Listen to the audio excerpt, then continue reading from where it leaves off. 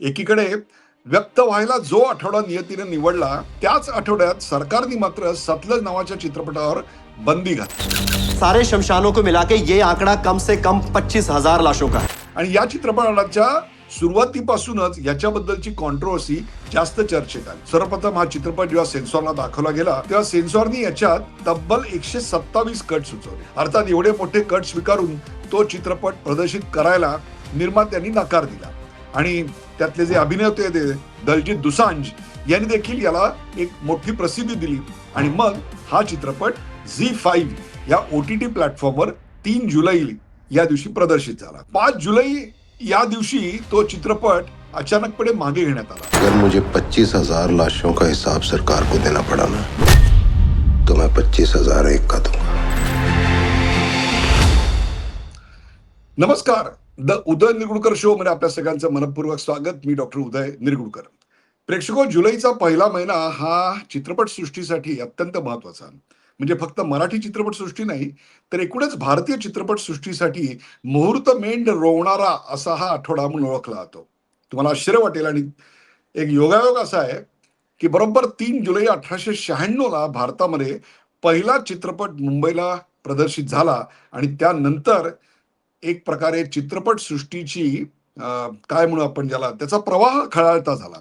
मग त्याच्यात बॉलिवूड आलं, मग पुढे बंगाली चित्रपट सृष्टी आली, मल्याळम आली, तमिळ, तेलुगू अशा सर्वच मराठी चित्रपट सृष्टी आली। हे सगळं सुरू झालं जुलैच्या पहिल्या आठवड्यामध्ये आणि ते सुद्धा थेट 1896 साली, जिथे माणूस ध्वनिचित्राच्या माध्यमातून व्यक्त व्हायला शिकला या देशामध्ये। बरोबर त्याच आठवड्यात एक महत्वाची आणखीन घटना घडली, ते म्हणजे सतलज नावाच्या चित्रपटावर इथं बंदी आली। म्हणजे बघा, एकीकडे व्यक्त व्हायला जो आठवडा नियतीने निवडला त्याच आठवड्यात सरकारने मात्र सतलज नावाच्या चित्रपटावर बंदी घातली। खरोखरच ती बंदी घातली का? तर मी तुम्हाला काय घडलं ते सांगतो, मग तुम्हाला कळेल। सतलज हे खरं तर नदीचं नाव, तिबेटमधून निघणारी आणि का ग्लेशियर्स मधून वाहत येणारी ही अत्यंत शुद्ध पवित्र नदी सतलज वाहत येते आणि हिमाचलमधून थेट पंजाबमध्ये प्रवेश करते। 550-600 किलोमीटर पंजाबातून ती जाते पाकिस्तानकडे। इंडस सिटीमध्ये ज्याचं पाणी आपण देत आलेलो होतो त्या करारा अंतर्गत, त्यात या नदीचा समावेश आहे। पंजाबातल्या काही नद्या या भारताकडून पाकिस्तानकडे जातात, त्यातली ही अत्यंत समृद्ध नदी। समृद्ध मी अशा करता म्हणतोय कारण याच्या किनाऱ्यावरच वेद उपनिषद हे लिहिलं गेलं असं मानलं जातं आणि सर्वात महत्वाचं म्हणजे भाकरा नांगल सारखं अत्यंत मोठं धरण या सतलज नदीवर बांधलं गेलं।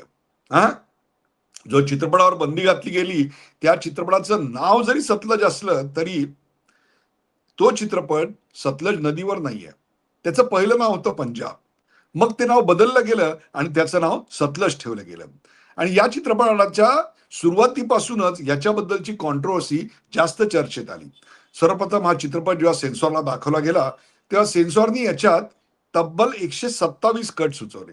अर्थात एवढे मोठे कट स्वीकारून तो चित्रपट प्रदर्शित करायला निर्मात्यांनी नकार दिला आणि त्यातले जे अभिनेते होते दलजीत दोसांझ यांनी देखील याला एक मोठी प्रसिद्धी दिली आणि मग हा चित्रपट झी5 या OTT प्लॅटफॉर्मवर 3 जुलै या दिवशी प्रदर्शित झाला। 5 जुलै या दिवशी तो चित्रपट अचानकपणे मागे घेण्यात आला। तो नेमका का मागे घेण्यात आला? झी OTT प्लॅटफॉर्मवर सरकारचा दबाव आला का? या संदर्भातलं कुठलंही स्पष्टीकरण आतापर्यंत तरी झी उद्योग समूहांनी दिलेलं नाहीये। तरी देखील आपण क्षणभर मान्य केलं तरी आपल्याला असं स्पष्टपणे म्हणता येईल की या चित्रपटाच्या प्रदर्शनावर भारतात बंदी आहे का?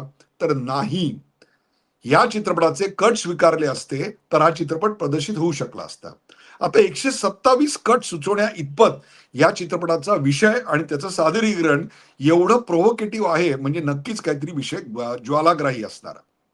आता जो माझा प्रेक्षक वर्ग आहे त्या प्रेक्षक वर्गात जे 50च्या पुढचे आहेत त्यांना 1980 आणि 90च्या दशकातला पंजाब काय आहे ते फार वेगळ्यानं सांगायची गरज नाही, परंतु जो प्रेक्षक 25-30चा आहे त्यांना मात्र 80-90च्या दशकातला पंजाब नेमका कसा होता हे सांगून कळणार नाही। आणि अशाच पिढीसाठी म्हणून पंजाबचा 80-90च्या दशकामधला हा एक धावता आढावा मी सांगतो, म्हणजे तुम्हाला ज्या कथेवर आधारित हा चित्रपट आहे तो कळेल. तो चित्रपट आधारित आहे जसवंत सिंग खालरा या एका स्वयंसेवी लढवय्या वृत्तीच्या अशा समर्पित कार्यकर्त्याबद्दल. हे कार्यकर्ते खऱ्या अर्थाने सामाजिक किंवा राजकीय कार्यकर्ते होते का, तर अजिबात नाही. ते होते एक बँक एम्प्लॉई. आणि बँक एम्प्लॉई म्हणून सुद्धा त्यांची जी संवेदना होती, संवेदनशीलता होत्या, त्या जिवंत होत्या. त्यांचं माणूस पण जिवंत होतं. आणि त्या काळात पंजाबमध्ये खूप मोठ्या प्रमाणात खालिस्तानी अतिरेक्यांनी, दहशतवाद्यांनी मृत्यूचं थैमान मांडलं होतं. संध्याकाळी 6 नंतर म्हणजेच सूर्यास्तानंतर पंजाबमध्ये फिरणं, विशेषतः ग्रामीण भागात अत्यंत मुश्कील झालं होतं. संत जर्नेल सिंग भिंद्रावाले यांनी त्याचं नेतृत्व केलं होतं आणि सेपरेट पंजाबची खालिस्तान म्हणून त्यांनी मागणी केली होती आणि त्याला युवकांनी प्रचंड प्रतिसाद दिला. जेव्हा नंतर मी अनेक पत्रकारांची, संपादकांची, लेखकांची, विचारवंतांची पंजाबमध्ये बोललो, की अशा फुटीरतावादी नेत्याला त्या काळात अशी प्रसिद्धी का मिळाली आणि त्याहीपेक्षा सुद्धा त्याला शेकडो हजारो कार्यकर्ते का मिळाले, की जे हातात तलवारी घेऊन, बंदुका घेऊन लढायला तयार झाले. त्याचं एकमेव कारण म्हणजे पंजाबमध्ये रोजगार नसणं. हाताला काम नाही, समोर भविष्य नाही. त्यामुळे शाळेमध्ये गेल्यानंतरचं एकच स्वप्न ते म्हणजे हा देश सोडायचा आणि अमेरिका किंवा कॅनडामध्ये जाऊन छोटी मोठी कामं करत राहायची. हा एक भाग. किंवा सीमेपलीकडून येणारा जो ड्रग्जचा व्यवसाय आहे, तो ड्रग्जचा व्यवसाय चालायचा आणि संपूर्ण पंजाब तेव्हापासून आत्तापर्यंत अगदी उडता पंजाब जो आपण पाहिलेला आहे तिथपर्यंत आणि आता सुद्धा तेच चालू आहे. ते म्हणजे ड्रग्जनी पोखरून काढायचं आणि ड्रग्जमध्ये खलास व्हायचं. म्हणजेच एक प्रकारे जो पंजाब अत्यंत समृद्ध अशा प्रकारची भूमी घेऊन जन्माला आलाय, की जिकडे पान जरी पडलं झाडाचं तरी पुन्हा दुसरं झाड उगवू शकेल, अशा भूमीत आता हिंसाचार दिसायला लागला. दिवसाला 10-10, 15-15 लोकं मरायला लागली.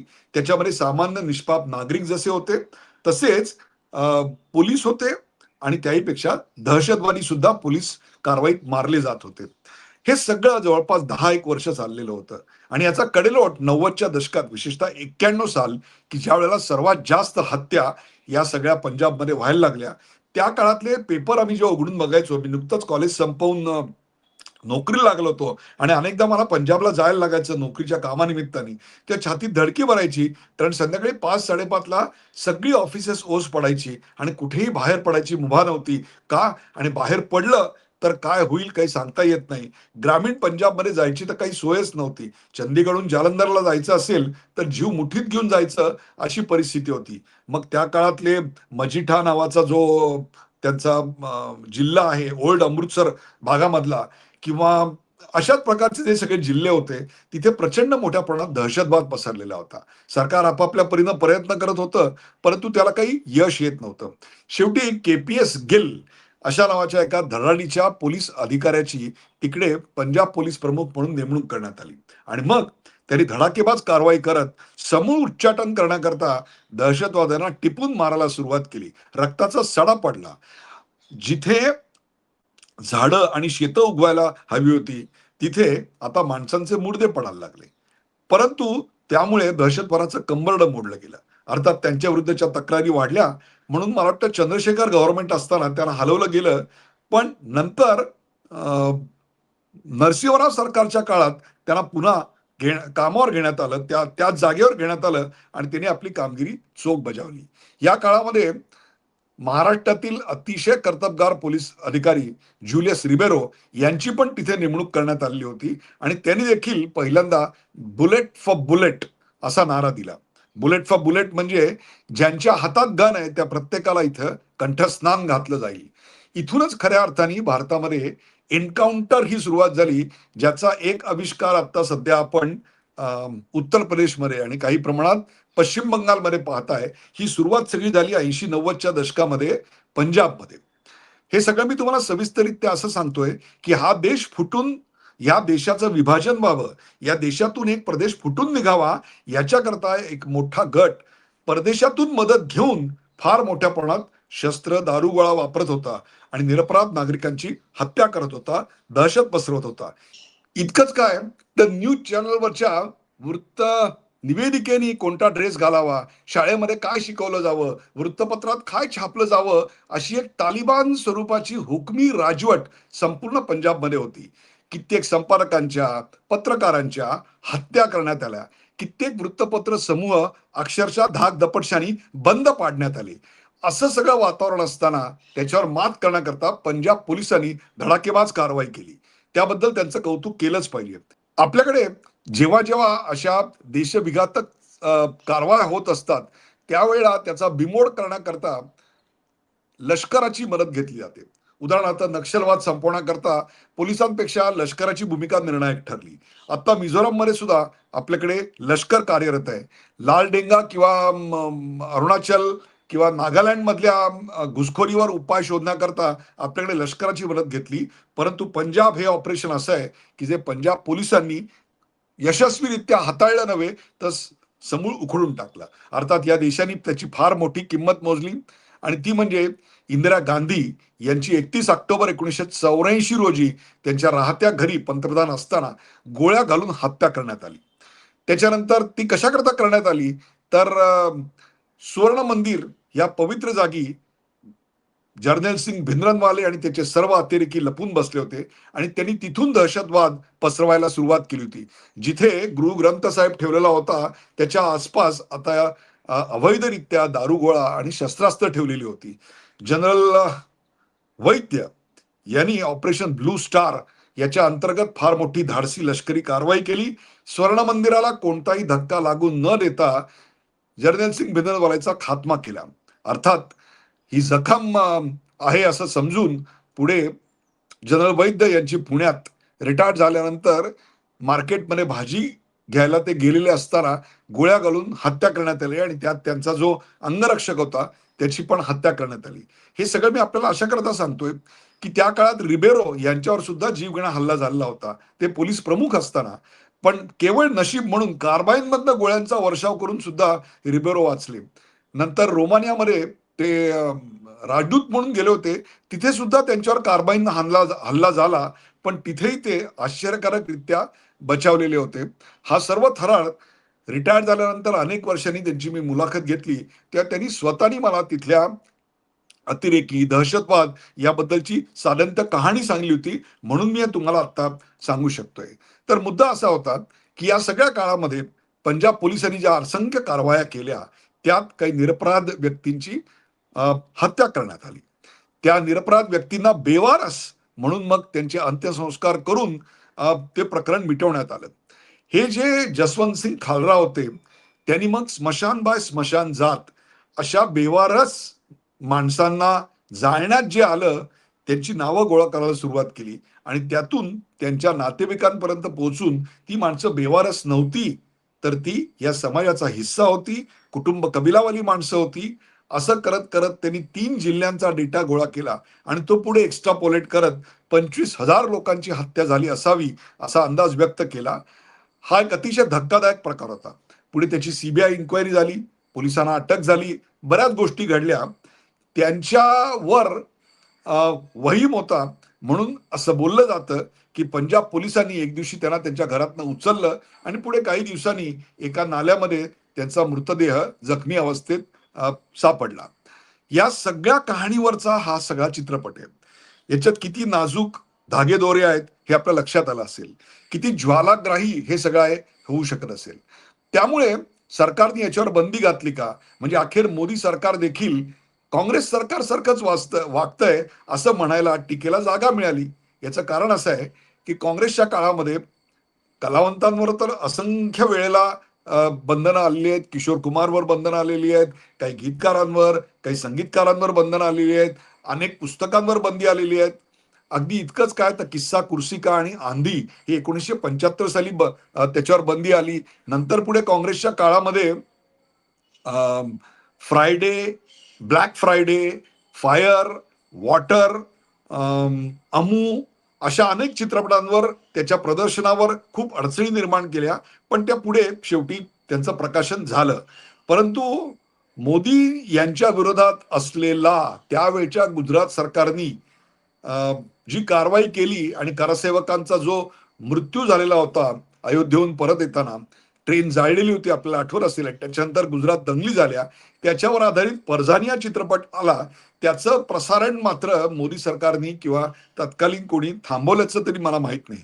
त्यामुळे हा पहिला चित्रपट की ज्याच्यावर अखेर मोदी सरकारने बंदी आणली असा टाहो फोडला जात असताना मी तुम्हाला स्पष्टपणे सांगतो, या चित्रपटावर बंदी आलेली नाही.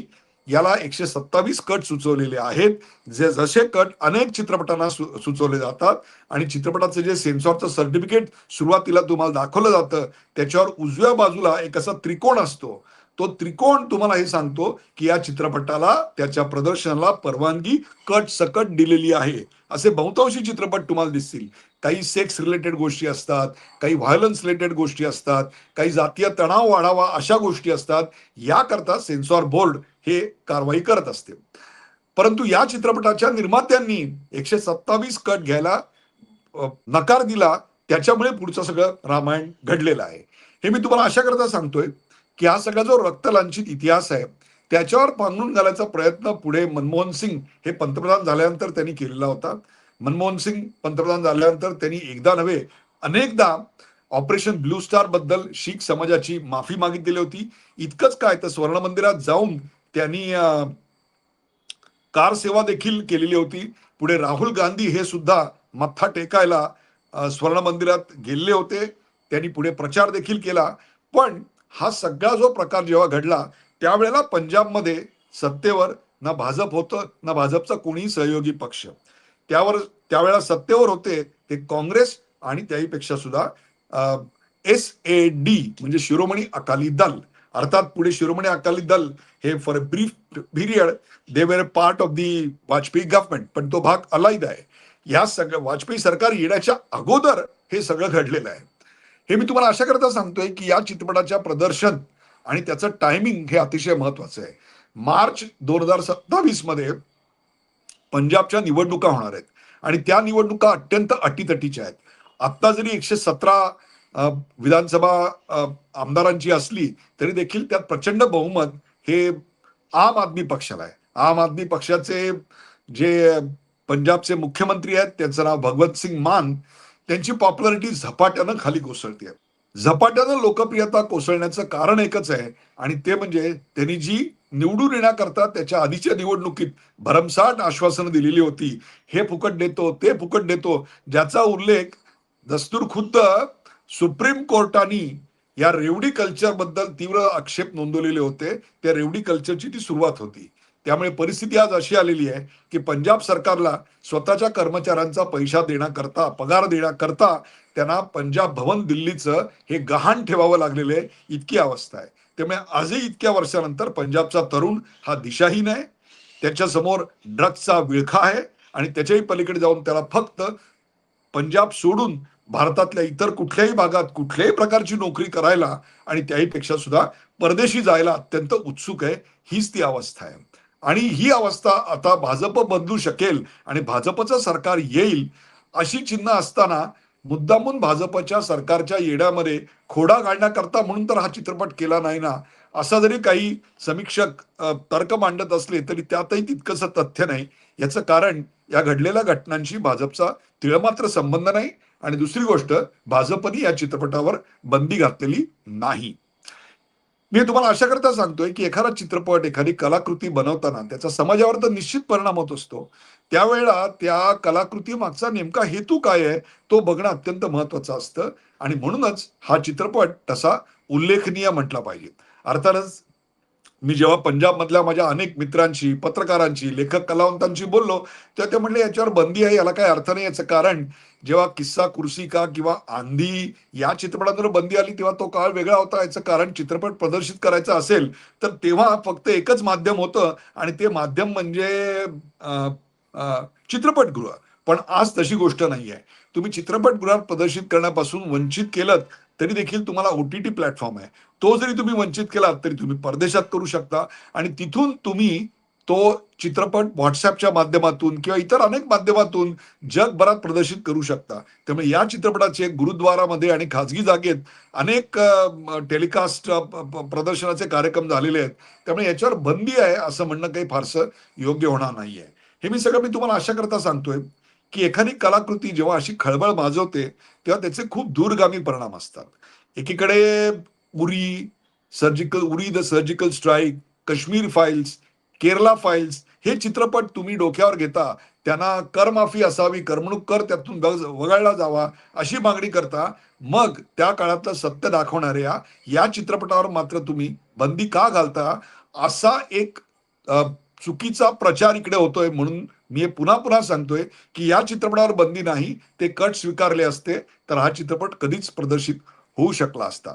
प्रेक्षको, ही आहे त्या सतलज मागची कहाणी आणि म्हणून हा चित्रपट अत्यंत संवेदनशील आहे आणि तो नेमका जुलैच्या पहिल्या आठवड्यात यावा की जेव्हा भारतामध्ये चित्रपटसृष्टीची एक प्रकारे मुहूर्तमेढ रोवली गेली होती. पहिला चित्रपटाचा तिकीट लावून केलेला कार्यक्रम लोकांसमोर सादर झाला होता. तर हा आहे त्या सतलजच्या पाण्याचा इतिहास आणि त्याही पेक्षा सुद्धा पंजाबचं आत्ताचं वर्तमान. हा सगळा विषय आपल्याला कसा वाटला ते कॉमेंटमध्ये जरूर लिहा. अशा प्रकारचे नवनवीन विषय घेण्यासाठी आम्हाला प्रवृत्त करा, आम्हाला सूचित करा. शेअर करा, सबस्क्राईब करा, लाईक करा, पाहायला विसरू नका द उदय निरगुडकर शो.